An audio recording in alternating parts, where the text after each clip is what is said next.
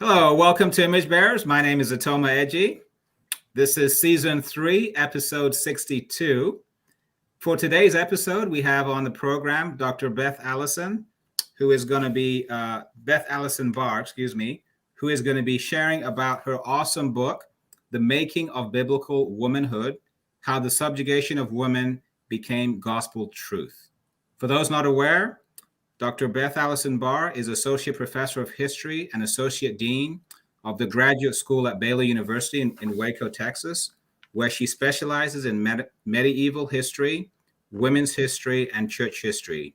She is the president of the Conference on Faith and History and is a member of Christian for Biblical Equality. In reference to her book, she received the following endorsement from Jonathan Merritt. The Making of Biblical Womanhood has done in one volume more than other books in recent years have done in part. It demonstrates that so-called biblical womanhood is not actually biblical, and we'll get into that today. Though Barr explores and analyzes church history and theology in this well-researched book, very well-researched, might I add, it is no boring academic tome. It's very well written, and she weaves her life, into the story and into the research in a very awesome way.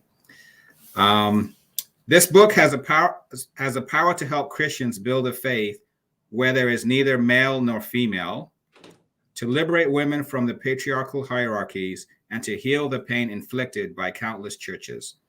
I have waited my entire adult life for a book like this, and I'm excited that it's finally arrived. For those not aware, this book is also #1 bestseller on Amazon in Christian ministry, and also #2 in gender and sexuality. So it has actually right now 1,200 5-star ratings on Amazon. So in case you're wondering, this is a book you want to check out. It's got some awesome stuff in it. So welcome, Dr. Barr, to the program. Thank you. That was a very generous introduction. Yes, and I'm going to just call you Beth because I got in trouble last time when I called someone by their full title, if that's okay with you. That's perfectly fine. That's what I always recommend too. Cool. So we also have on the program today some co-hosts I want to share about very briefly. So Kathy Britton is a good friend of mine here in the Detroit church. Kathy is well known for her 1 Minute Apologetics series that airs at our church to help us get more educated on that matter. And then Becky Castle-Miller is co-author of Following King Jesus. She is also the author of Teaching Roman Backwards. She is writing her own book right now, which is going to focus on Jesus's emotions. And Becky is no stranger to image bearers, and we always appreciate her taking time away from her large family to join us and her many other pursuits. I'm always glad to jump on. You are always so prepared and organized. It makes it easy. Well, thank you. All right. For those of you that enjoy this episode, definitely please consider subscribing.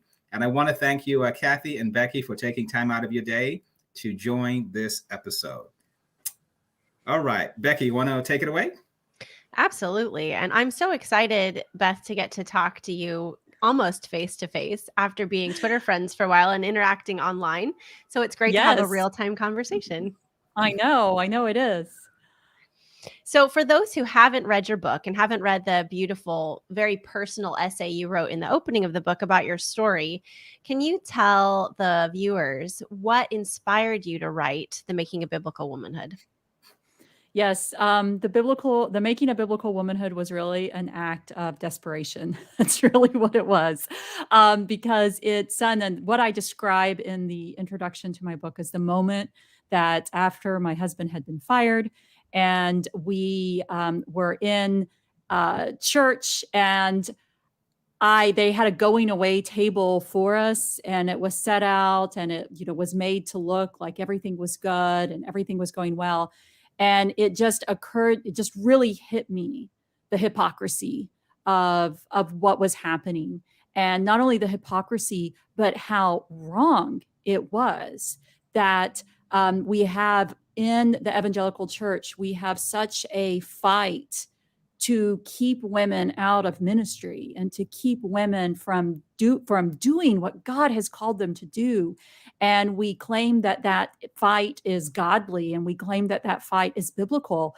But as a historian, I knew that it wasn't. I knew that it was a cultural structure that had been with us for a long time, goes by different names, but nonetheless, that it wasn't actually biblical at all.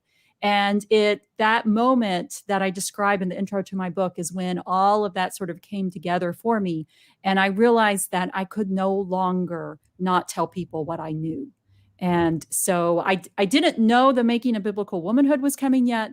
I hadn't thought that far in advance, but I knew I was no longer going to be silent. As an academic, what was the experience like for you to write a popular level book? I'm sure that was different from the intense academic writing you've done before. Yes. I'll tell you this, though. This was more stressful. Because I know all the academic arguments, and I knew walking into the Paul chapter, which I didn't really want to write, because I knew all of the academic arguments that had been going on for, decades. I knew how much I didn't know. It's the same with the Reformation chapter. Those were the two most stressful chapters for me to write. And because I knew so much about what was going on in the scholarship behind it. And I felt a burden to not only tell it in a way that people could hear it, but to tell it accurately, to somehow be able to summarize all of those debates, or at least be paying attention to them and being as accurate as possible. And so that was hard. I rewrote those chapter 2, chapter 3, and chapter 4. I rewrote those multiple times because those I think were the hardest ones for me to make sure that I got everything absolutely right. Mm-hmm. And that's how I describe your book to people, is this is really easy to read. I have a whole shelf of books right over there that's all on women in ministry and the academic, the really fat books in support of women leading in the church. But when I hand people your book, I say, this one's easy to read. So if you're not looking for, it is well cited, and I appreciate that you have all your citations. But if people are looking for a book that they can just read, this is what I recommend to them. That's exactly what I was doing. Good. And my footnotes got cut. There was more footnotes. But I love footnotes. I hate endnotes. I wish all books had footnotes. So I know. I'm with you on that. I do not like the endnotes either, but I was told that that's what we do. That's what we do in these popular, texts. Yeah, exactly. So for those who don't know the academic arguments and maybe aren't even familiar with this terminology, what is the difference between someone who has a complementarian or patriarchal perspective and someone who has an egalitarian perspective? Yeah, that's pretty easy. Complementarianism is a word that I know you all know, developed in the 1980s. And it is essentially same song, different verse of something we call patriarchy. And patriarchy is a structure that has been around really since the beginning of human history. And it is sort of a system in which women, regardless of what country, what decade, what era, women are under the authority of men. Women make less money than men. Women have less opportunities than men, and women are mostly not in leadership positions. So I have one of my favorite academic articles, actually, is written by a woman named Judith Bennett, and it's called Medieval Women or Modern Women Across the Great Divide.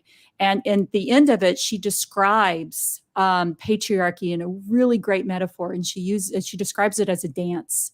Where she says, the costumes change and the food changes and the music changes and even the dance steps change. But at the end of the day, it's always the men who are leading. That's patriarchy. And complementarianism is the most modern form of the most modern expression of Christians' attempt to justify patriarchy as being godly. And it was created by a group of well-known figures who are also behind the Council for Biblical Manhood and Womanhood, also connected with James Dobson, Focus on the Family, also connected with Desiring God, and the Gospel Coalition, and all sorts of these different areas. But many of these people who were connected, who became connected with these different organizations, met together to come up with a word that they thought best described what God had intended for men and women, which is that they are equal in value before God, but distinct and separate in their roles. And that those roles are what God has designed both women and men to do. And the only way women and men can reach the maximum flourishing, those are John Piper's words, is if they live out this vision of complementarity, in which women are under the headship, the spiritual headship of their husbands. So egalitarians would be the belief that God calls women and men equally. I mean, that's really as simple as that. It's looking through the biblical text and understanding that while patriarchy is throughout all the pages of patriarchy seeps through every part of the Bible, because patriarchy seeps through every aspect of human history. But what we see in the Bible is we see a God, even starting back in the Old Testament, even in the Jewish tradition, we see a God that often lifts women out of this patriarchy. I mean, even think about Hagar, who, was in horrible circumstances. And yet she's the first person, she names God as the God who sees, because God reaches down and lifts her up and takes care of her and gives her a promise, the same as he gave a promise to Abraham. I mean, that's really remarkable if you think about it. And so we see this God who always reaches down to women and who hears them and who doesn't treat them as any differently or under the authority, under men, and who even recognizes their spiritual authority and their spiritual gifting. So egalitarians, and while there's a wide spectrum of egalitarianism also, I think if you summed it up, it would say that women and men are equal not only in spirit before God, but women and men are equal in how they are called, and women and men are equal in how they function. Women and men are equal in marriage, and that while they may choose to do different things, that has to do with personal choices and not with a divine calling from God. Absolutely. And the way that those different perspectives approach the Bible informs their interpretation of scripture, even starting at the beginning. So looking at, for example, Genesis 3:16 and the role of women, how do complementarians and egalitarians view that passage differently?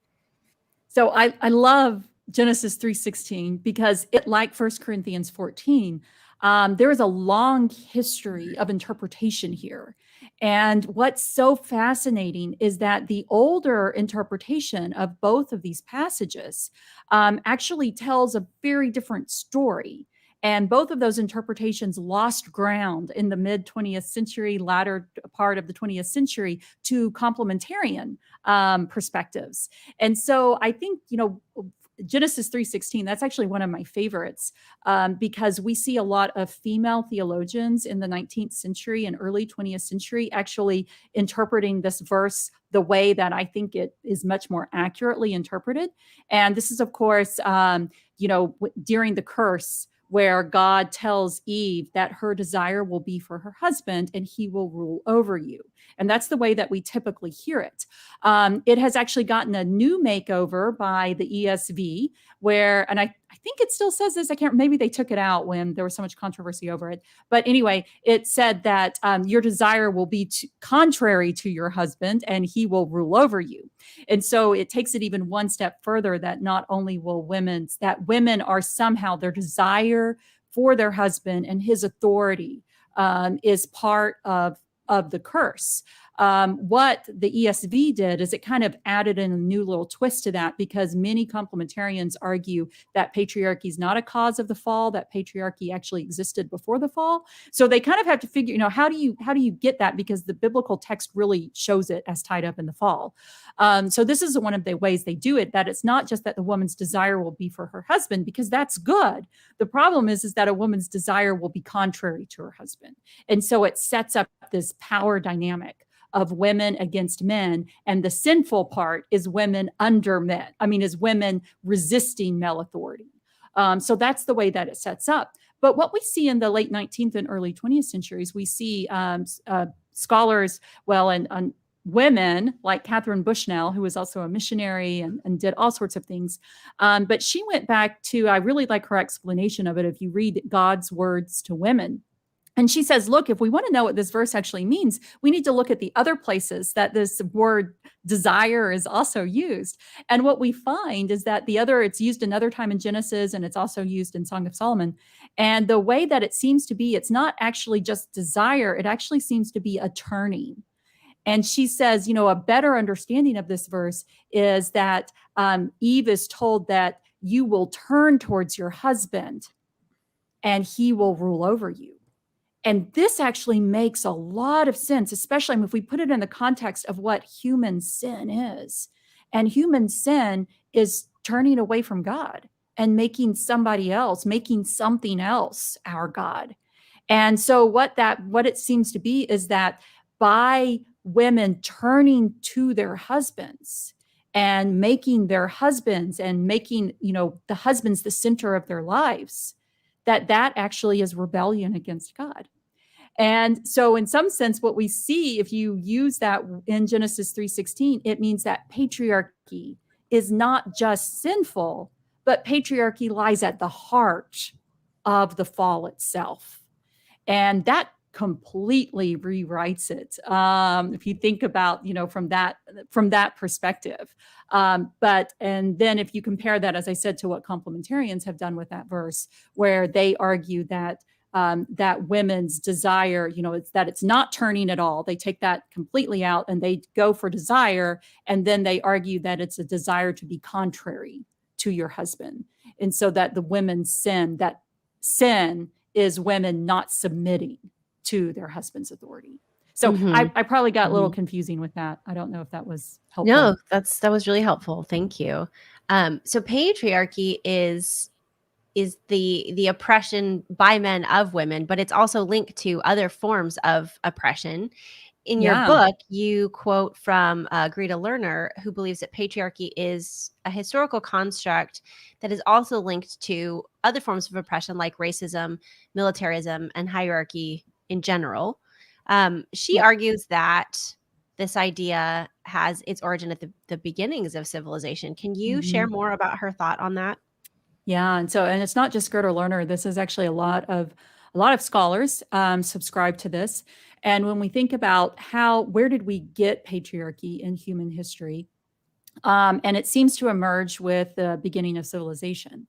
And you can kind of think about this as communities are, I think about this when I teach my 1305, which is world history, to freshman students. And we talk about the beginning of civilization and what happens when a whole lot of people, when they move, when you have a lot of people together, you have to figure out then who is the one who's going to provide the food, how are we going to do the structures, and they have to come up with some sort of organization. And what we find is as that organization begin to be decided, that we see women, because they are the bearers of children, and we see property transactions and property passing beginning to be associated with men, that began, sort of the rise of power with that we see women then it became very important for women for their bodies to be controlled. Because they were the ones that produced the heirs that then would allow that family to continue, would allow the control of that property to continue, and would allow that family to begin to become more prominent within those early civilizations. We also see at the same time, we see as civilizations begin to organize themselves and begin to have layers of governance, that they begin to make decisions about who gets to be in charge. And one of the things that we find is that they begin to make arguments about difference, and that people who are outside of their community are often deemed as being less able to be in charge. And this is also where we begin to see the beginning of slavery, where people who are outside of communities, when they are, in war, when they are fought against, they will bring in those lesser folk into these new civilizations, and they will use them as slaves. And so what we see with both patriarchy and racism is this idea that some people, simply because of who they are, because of where they are born, whether they be born with male bodies and be born in these more prominent positions within society, that gives them a right to rule over other people. And this is the desire of humanity, in some sense, to rule over others, and to we measure our success based upon how we compare with other people. And we even think about that. I have children, small children, and you see that a lot in how they respond to their friends. And so if we just think about that, that's sort of the beginning of patriarchy and racism, is this idea emerging that some people, simply because of how they are born, have the right to be in charge over other people. Mm-hmm. Absolutely. Thank you. Yeah, I'm going to pass over to my co-host for the next questions. Thank you. Yeah. Okay. One of the things you emphasize in your book is how we've adapted Christianity to the culture around us instead of the other way around. Yes. And sadly, we can do the same thing with the Bible. The two examples in your book is the placement of verse 21 in Ephesians 5 in different translations, and then the possible misinterpretation of 1 Corinthians 14 about women being silent in the church. And you point out that Paul is likely countering Roman patriarchal culture. Can you shed some light on your study to both of those passages?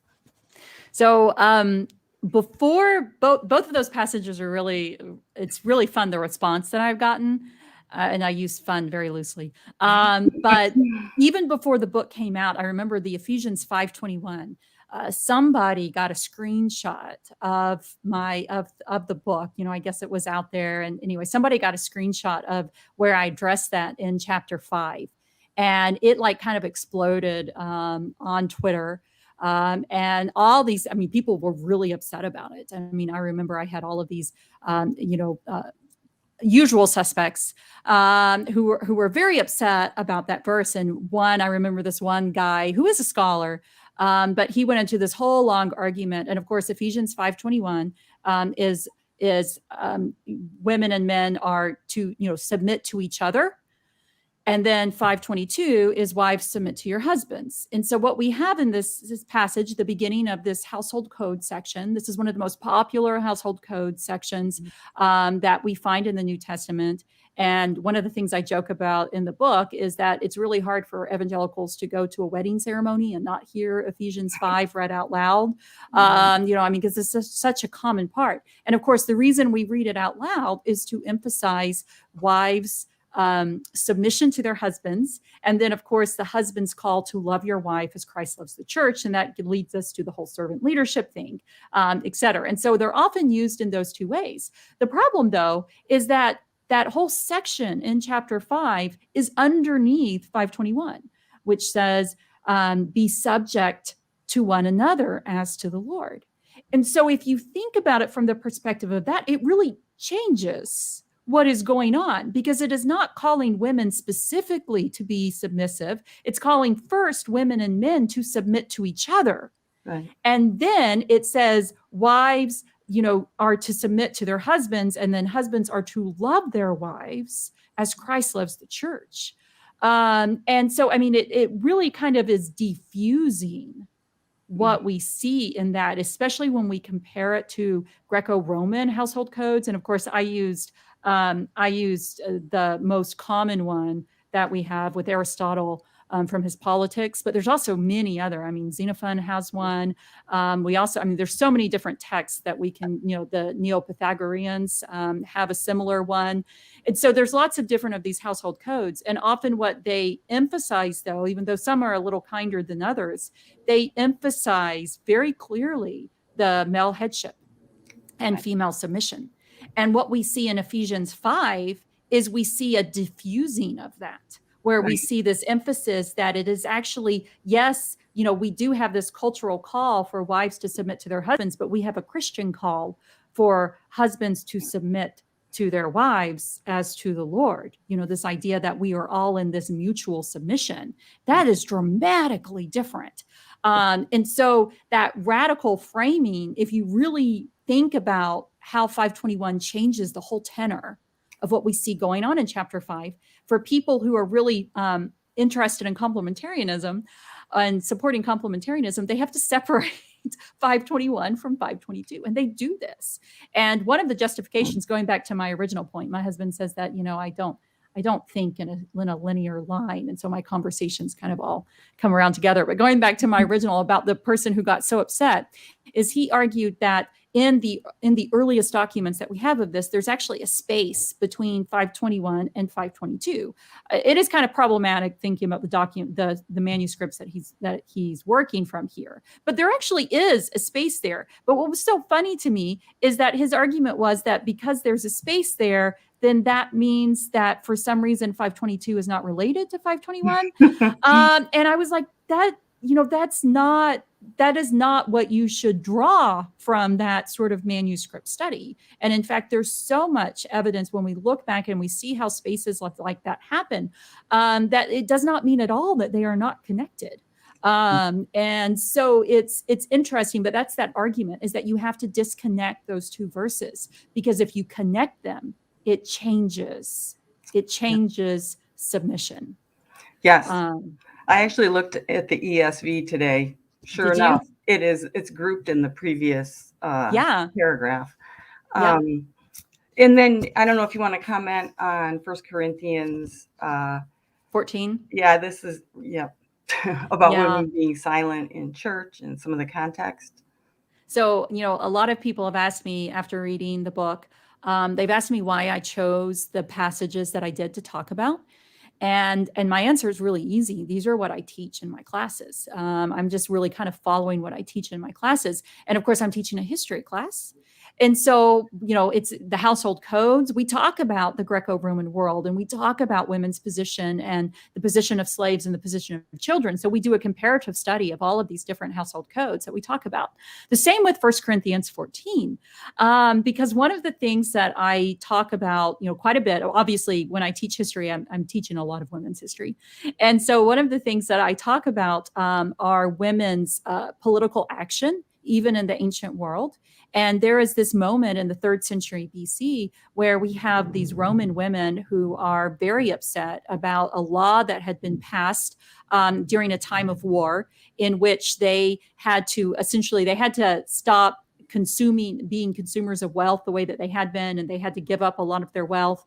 And after the war was over, the law was repealed for men, but it wasn't repealed for women. And so we have all of these wealthy women who were really angry about this, because they see it's unfair. It's unfair for them. And so they all kind of storm the Senate. They all get together and they storm the Senate, and they're angry, and they're wanting them to change the law. And there is one senator who's out in the street, and we get the story from Livy, who's of course writing in the 1st century. So it is a little removed. But Livy, he puts these words in that senator's mouth where the senator looks and sees all of the women, and he says, "What are you doing out in the streets? You should be at home asking your husbands. You have no business talking out in public." And reading that passage in a classroom of students who come from conservative Christian backgrounds, they hear those words and they're like, "Isn't that what Paul said? Doesn't Paul say that? Doesn't he tell women to ask their husbands at home?" And so I began investigating, because it's almost word for word. And so I began investigating that with my students. And of course, what we find is that there is a rich scholarly argument that goes back to David Odell Scott. And it's actually funny. He just emailed me the other day. I was so excited because he finally actually found out that I used his article in this and emailed me. But he argued that this was simply Paul quoting the Roman world, which Paul does all the time. Mm-hmm. This is very common. And I mean, Becky can talk about this too. I mean, this is sort of Paul. He's a very educated orator. And he uses the types of rhetorical tools that were used in the Greco-Roman world. And one of them is quoting what you're about to argue against. Right. And that just makes perfect sense when we see this, that especially because we know Paul isn't telling women to be silent for all time, because, we have Phoebe and we have Junia and we have Priscilla. It just doesn't make sense.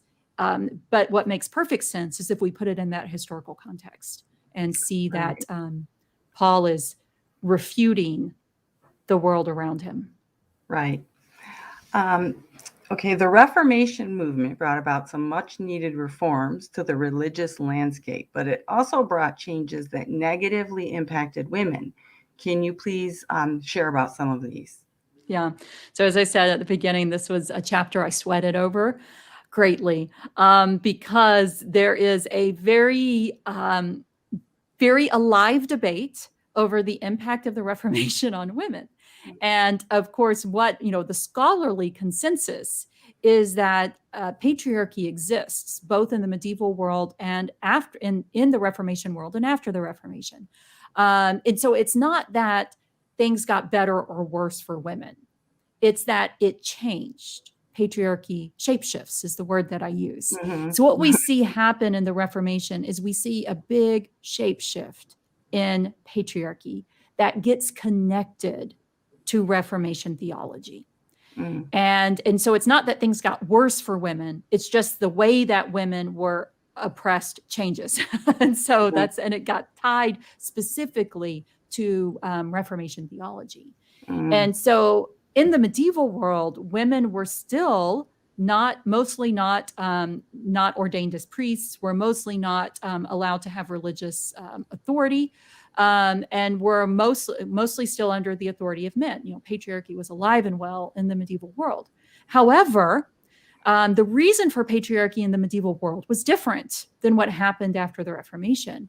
And in medieval Christianity, the reason that women were not supposed to preach or actually be priests, that's really what it was. It was the sacraments. It wasn't so much preaching, but be able to perform the sacraments was because women's bodies were flawed. They were more evil than the bodies of men. And so the only way that, because of the sin of Eve, that women were seen as being more deceitful and simply not being as spiritually advanced as men were. So the only way that women could get religious authority in the medieval world was actually to give up what it meant to be a woman, to give up marriage and family and children. And women who did this, women who became vowesses or became women religious and became monastic or whatever, they actually could gain religious authority because they had distanced themselves from what made them a woman. And so, it's this, I call it the medieval loophole. So we end up with these women like, Hildegard of Bingen, who goes on preaching tours and, has all of these, major ecclesiastical figures writing her for advice, spiritual advice, as well as theological advice. What do you make of this text? We get women like Hilda of Whitby, who oversees one of the most significant councils of the medieval world. And again, also, and she actually trains up men who become bishops under her authority. And so, we have all of these women who are able, because of this medieval loophole. Well, after the Reformation, this loophole goes away. Because women and men now, what's put forward is, no, women's bodies aren't flawed. Women are spiritually equal to men, but women have been designed to do different things. And women's bodies, they're not flawed, but because they are focused on childbearing, that is what women are divinely called to do. And so what we see in the Reformation is this emphasis, the highest calling for a woman was to be a wife. And legally, being a wife meant being under the authority of a man. In the medieval world, the highest calling for a woman was to not be married, but to give herself completely to God, which put her not under the authority of men, but only under the authority of God. Wow, So what a contrast. Wow. Yeah, I know it is. And it's just really striking. And you see now why we get these medieval women who are able to do these things. And it becomes, I always talk about, like, I made some Baptist scholars really mad early on in my career because, they always talk about how Baptist women are able to preach and teach in ways that other denominations did not allow, even very early on. And I was like, well, actually, if we compare them to medieval women, they're not able to do as much. And in fact, the argument that I made is that what we see in the 16th and 17th century, I actually think it's an echo of what women were doing in the medieval world. And then it slowly is getting less and less over time. So it's not really these Protestant denominations that are putting women forward. It's that we have this older tradition that has, and we see this in women's voices in the 16th century, because they stand up all the time and they're like, hey, the only reason I couldn't preach in the medieval world was because my body was flawed, but now I'm equal to you. So why can't I preach? And I mean, women say things like that, very similar to that, because they understand that now that they are spiritually equal, all bars should be off. Right. And that's when patriarchy is to shapeshift to keep them under that authority. That's interesting. Anyways, as you're answering, I get so absorbed, I forget about what I'm doing here with my questions. But okay, from reading your book, it's evident that the interpretation of the Bible can be a very contentious issue. Mm-hmm. In our day, we've seen this in stark difference in how the TNIV and the ESV have been interpreted. Can you please give some examples about how the ESV has been used to uphold patriarchy? Oh, gosh. I think one of the things that I might have gotten in the most trouble for the Making of Biblical Womanhood is my push against the ESV. And I think that may be why some folk are really mad at me. And what's so stunning about it is that I just honestly didn't realize people didn't know how the ESV was founded. I mean, because it was founded, the whole reason for it was to emphasize this divine creation, this divine order between men and women. I mean, that was a large reason of what they were doing. That's why they were upset about the RSV. It's also why they were upset about the TNIV. So one of the things that we see the ESV do is it pushes against pronouns that are gender inclusive. It pushes against gender. It removes a lot of gender inclusive language. In fact, there's this really funny story that Becky probably knows. I think Scott McKnight told me this story, or it was in one of the things that I was talking about with Scott McKnight.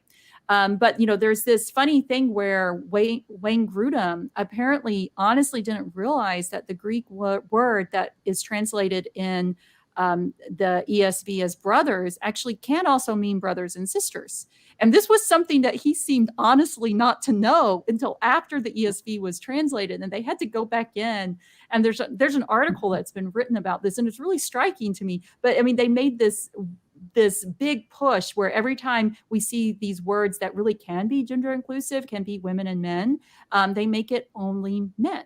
And are very, and so, removing women literally from the text. I have a book chapter in my academic monograph called, actually, I think I did it. Did I say it? Writing women out. I mean, it was really intentional. Writing women out of the Bible is what they were doing.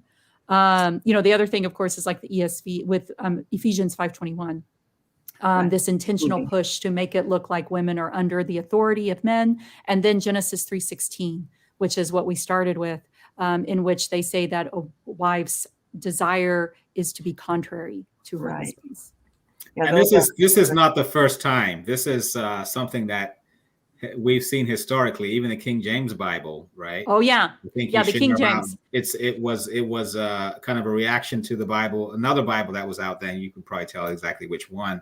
But this is a repeat The thing Geneva. that occurs. The Geneva Bible. This is a Yeah. repeat thing that occurs through history, and Mhm. you wouldn't think that this is something that occurs in the realm of the Bible, but Right. it's just sad. Yeah, well, I mean, I think, the phrase is every translator is a traitor. And it's because it's almost impossible to approach a text without carrying our own perspective to it, Right. which is one of the things why I think the Bible is so miraculous, because the story of Jesus, despite all of humans messing with it, the story of Jesus still comes through. And that's really, to me, is miraculous. When you made that point in the book, I remember thinking, it really is. Mm-hmm. The consistency throughout the Bible.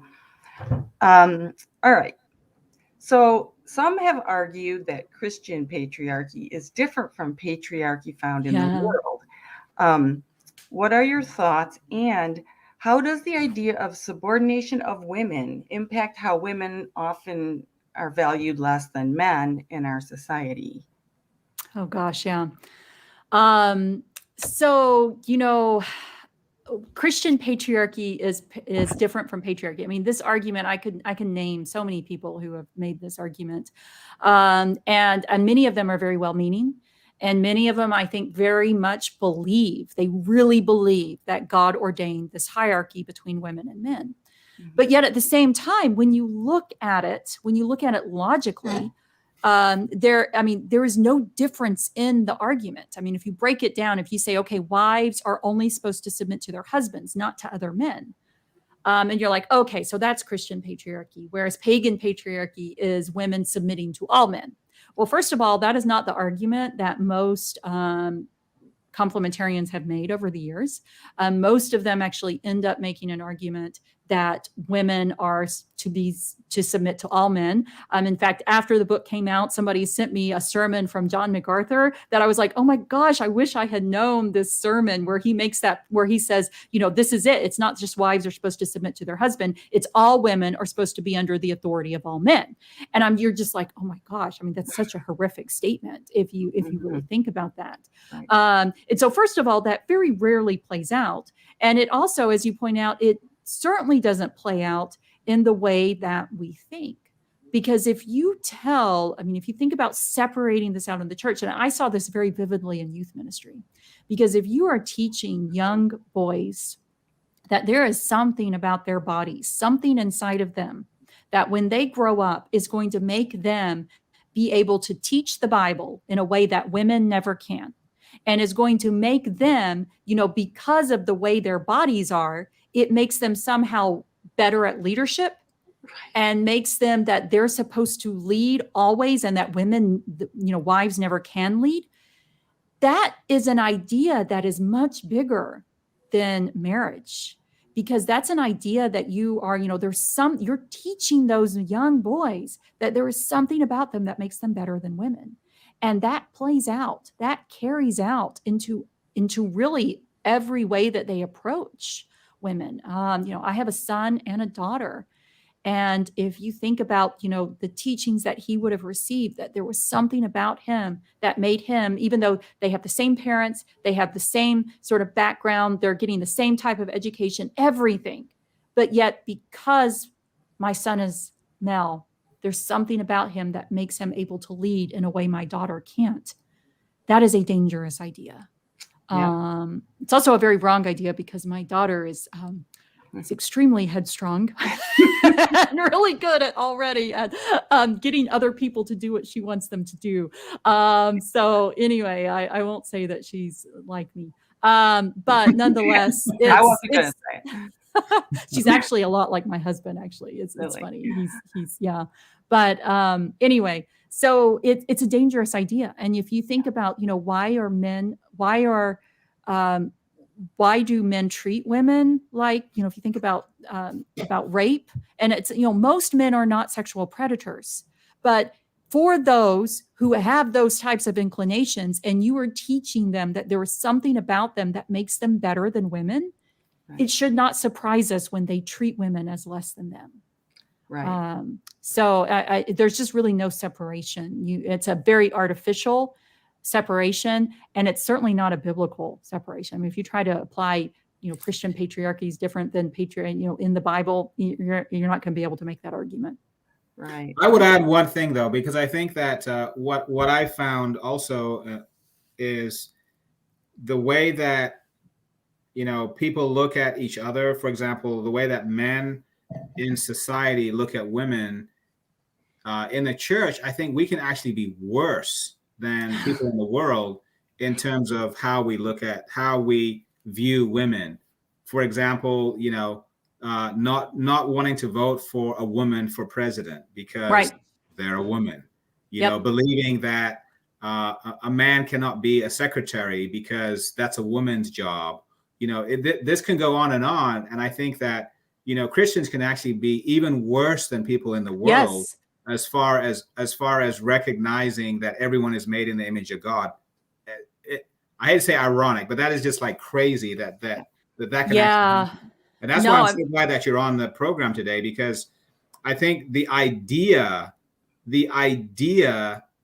that all of this brings up is a very dangerous idea. It is. That, not everyone's going to go out and do some crazy thing because of, quote, patriarchy, but the general structure is very dangerous in so many ways. So. Yeah, no. And I mean, I was on a webinar this week talking about how to make our churches safer. And if you think about, also if you say women can't lead, then you don't put women at the leadership table.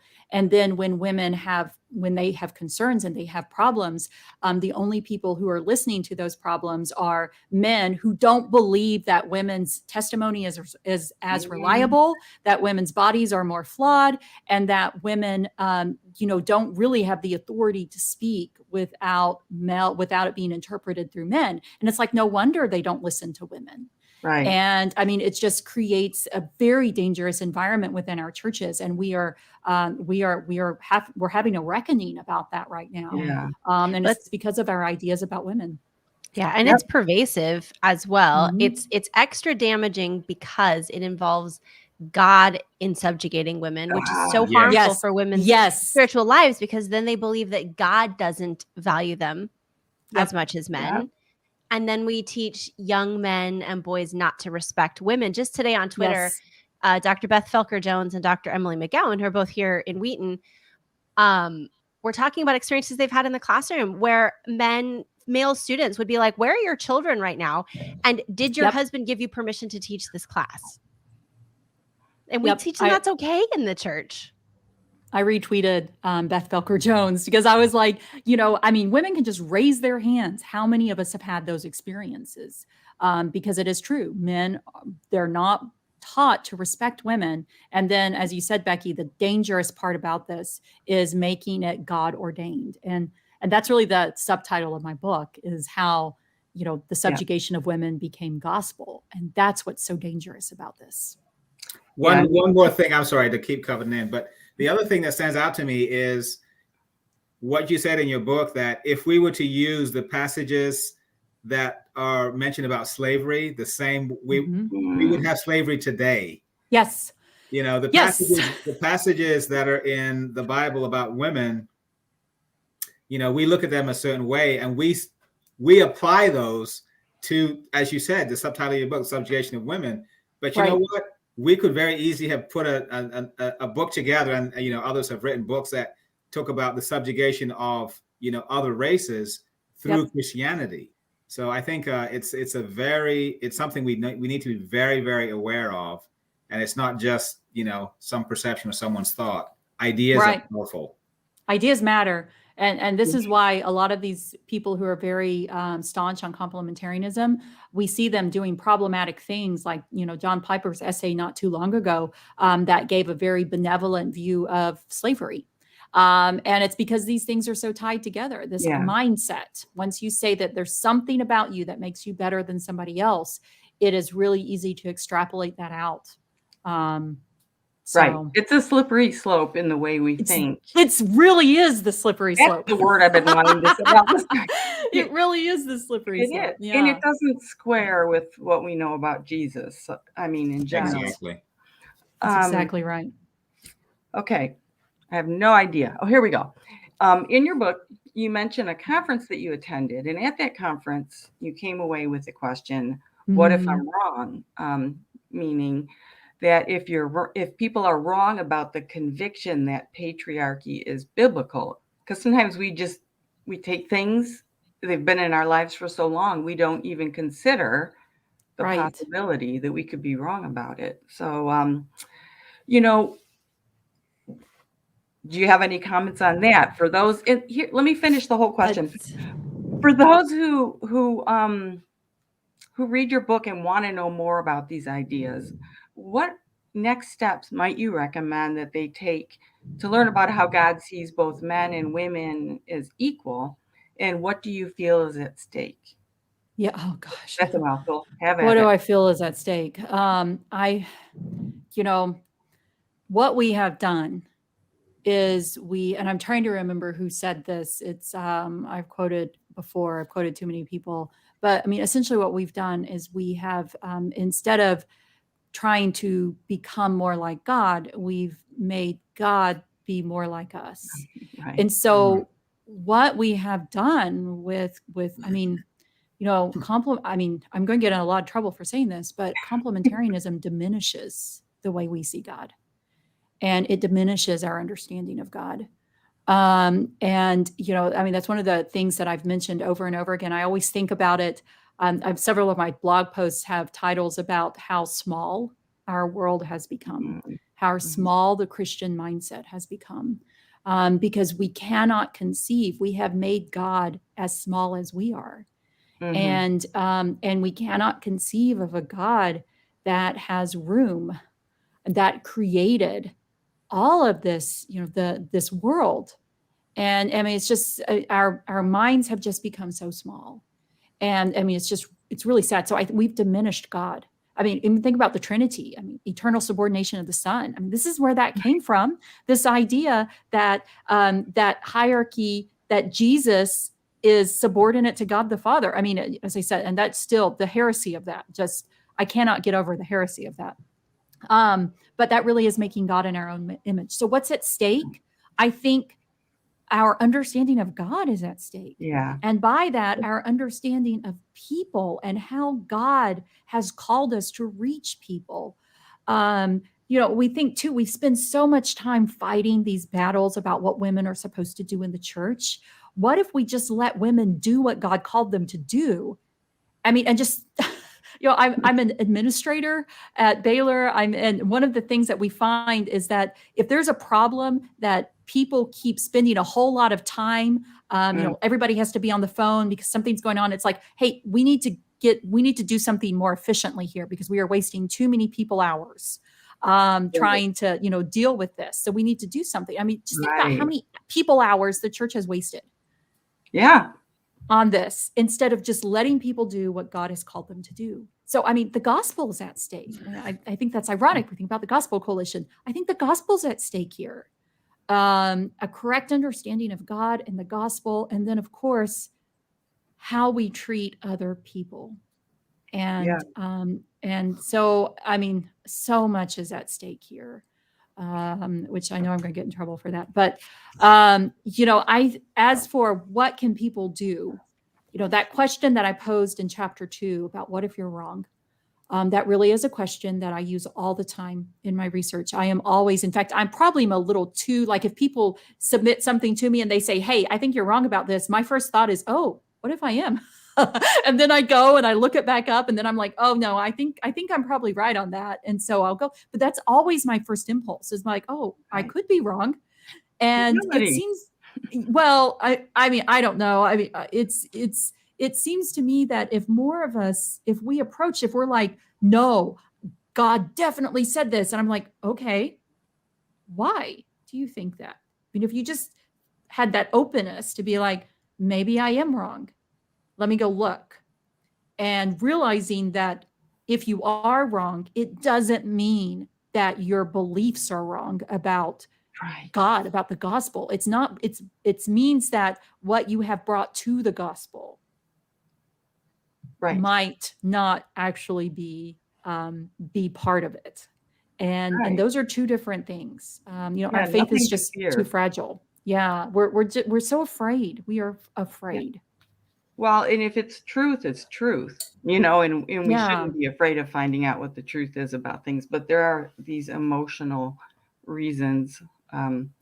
Anyway, I have Yeah. one comment to make, but I'm going to save it for the end. And I think those Sure. are all of my questions for now. So, Otoma. That's Thank great. you. Thank you.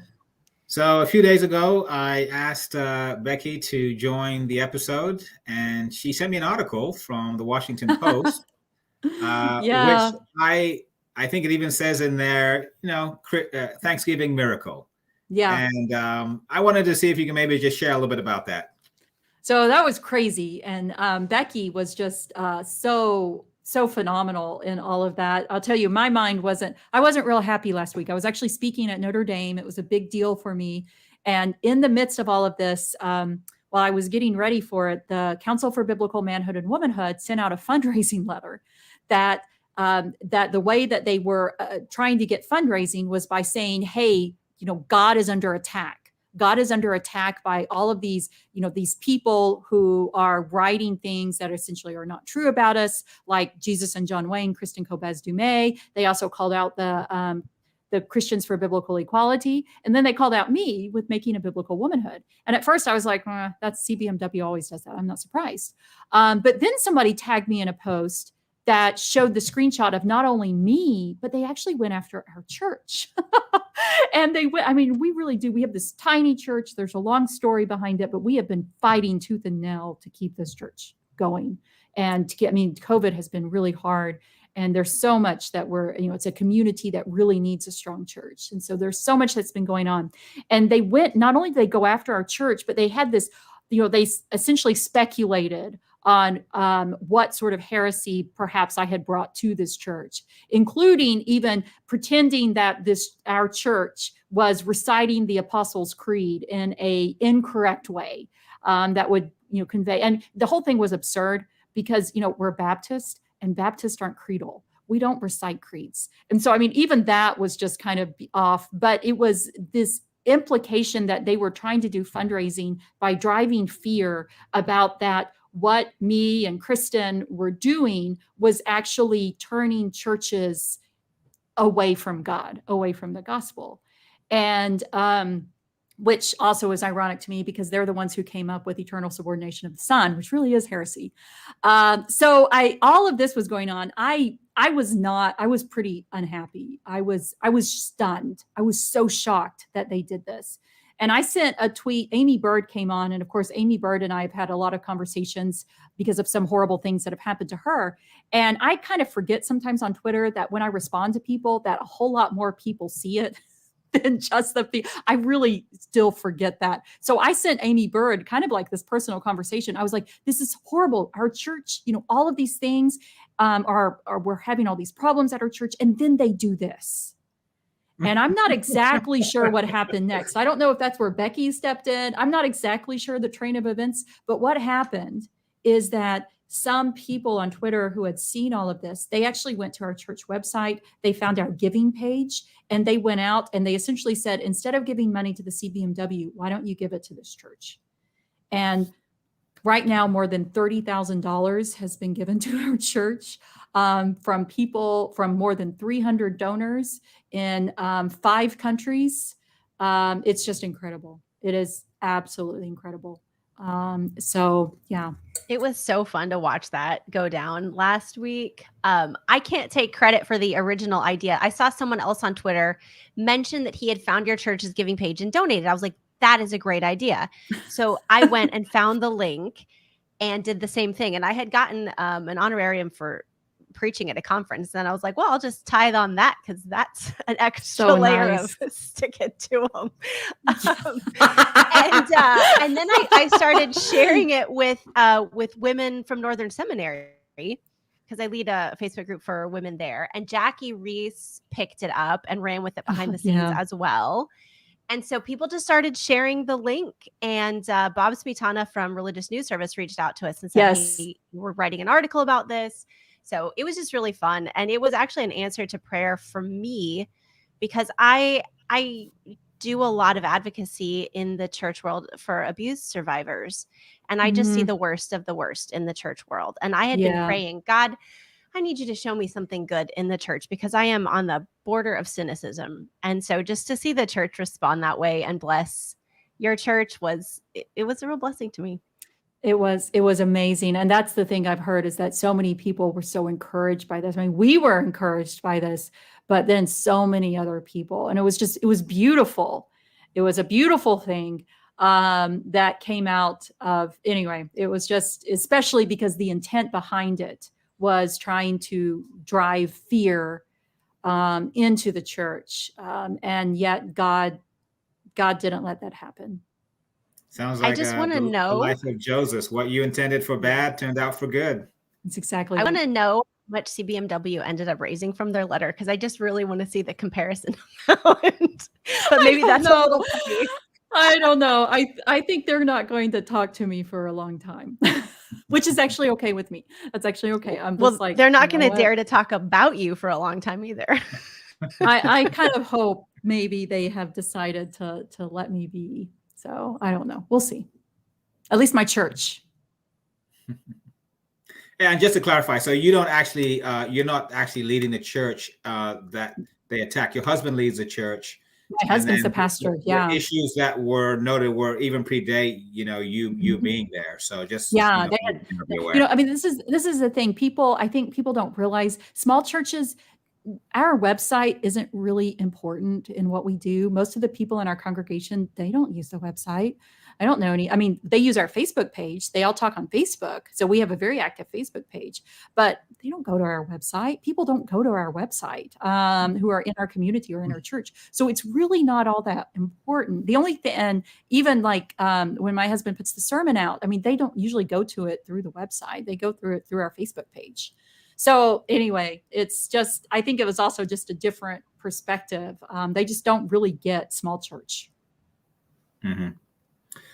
Yeah, well, we're going to go ahead and just do some sharing very briefly, just about, your ministry and your book. I'll go ahead and start out, then Kathy, and then Becky. And then once Becky's done, she has a little bit of a lightning round for you. So I just want to say for myself, I know there's so many layers to, really so many things. And when we read the Bible and, try to understand a lot of the things that are behind why things are the way they are, we have to understand history. And what you have done really well is, helped us to understand, the origins of a lot of the things that we see and that we experience even to this day. Some of them come from the 11th through the 13th century. I'm sure even further than back then. Yeah. The 11th to the 13th century, from the medieval time through the Reformation time. And, I'm always a very curious person that goes like, how did this happen? Why are we in this situation? Mm-hmm. Even from as an African-American, this is definitely something I think about, which definitely gives me pause. But I love the way that you put your book together. That's not like an academic tome. That's not that people are not able to access and understand the specifics.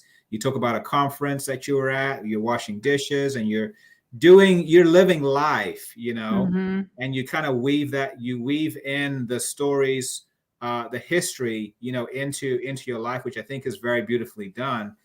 And you end the book with freedom. Mm-hmm. And I know Becky talked about, fighting for, advocating for people going through challenging situations. And when I got to the end of your book, I said, yep, she's a freedom fighter.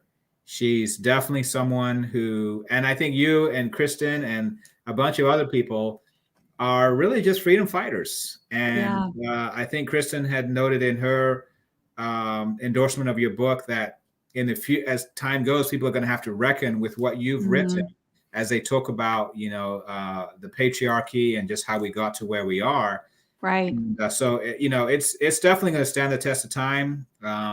So It's got a lot of reviews on Amazon. The big thing I just want to share before Kathy goes is that ideas have consequences.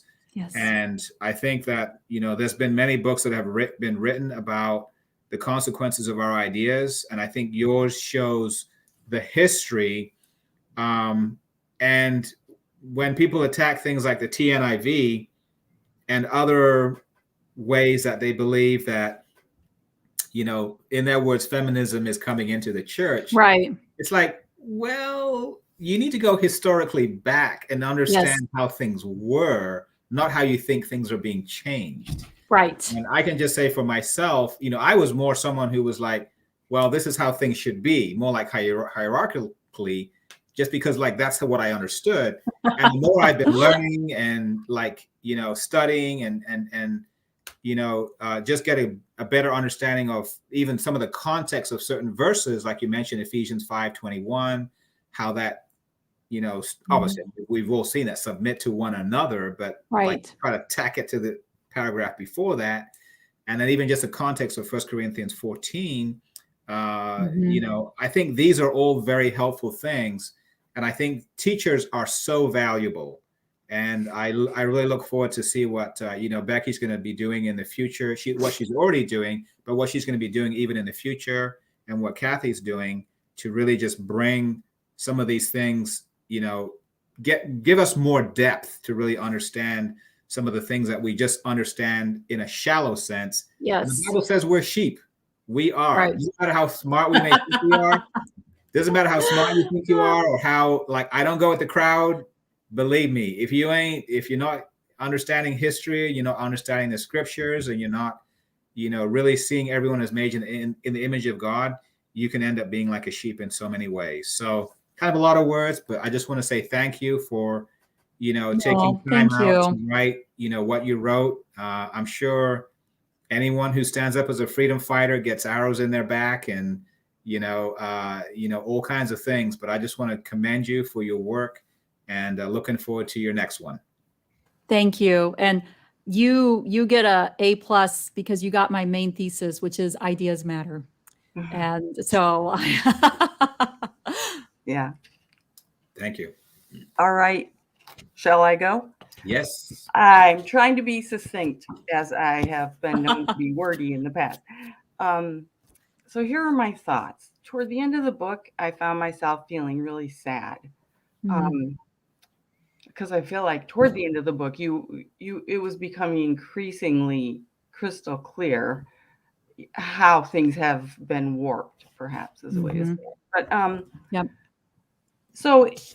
this is helpful to me because in the past, when I encountered the way some popular books about Christianity or Christian marriage, the way they portray women's thoughts, feelings, and operating modes,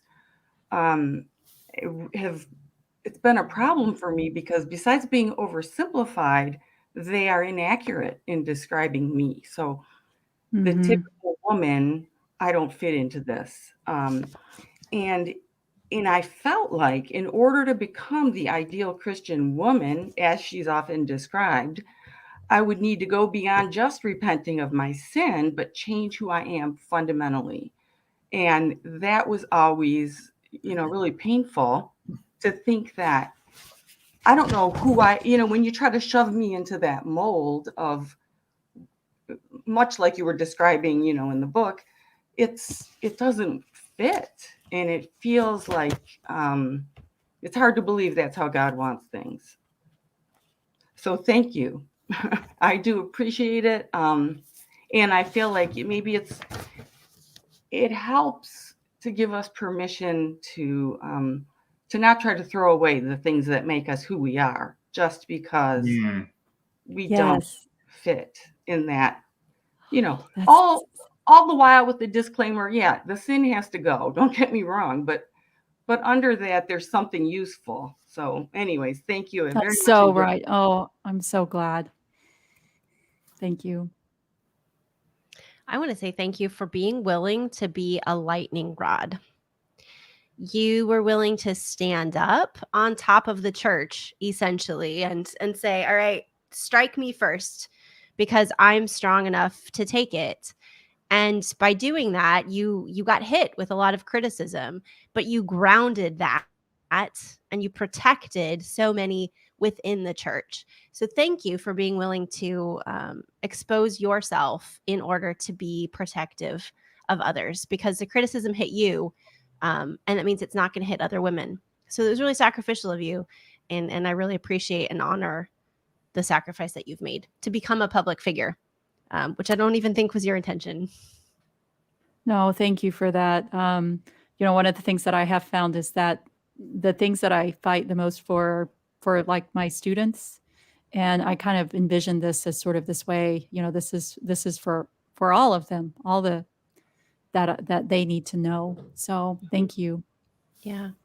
And thanks for bringing your knowledge as a historian as well. I'm a biblical scholar, and so I've always looked at this from the biblical text, but not the historical arguments. So I appreciate that you and others like Kristen Dumais have expanded my view by using your skills as a historian, and I love that cross-disciplinary overlap. So thank you. All right, I'm going to wrap us up with some quick questions here at the end. So these can be as fast as they come to your mind. You can blurt them out.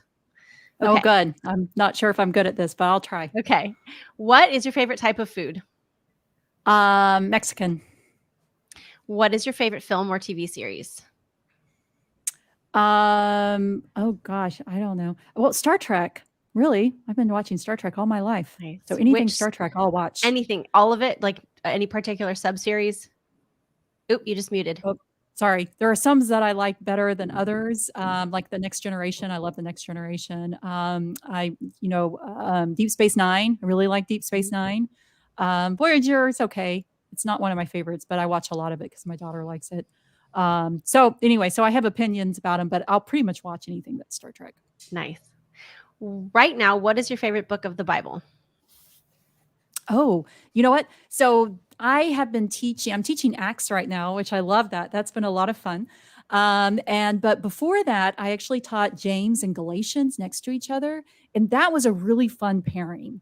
And so I think teaching both James and Galatians together, I really enjoyed doing that. So can I say two?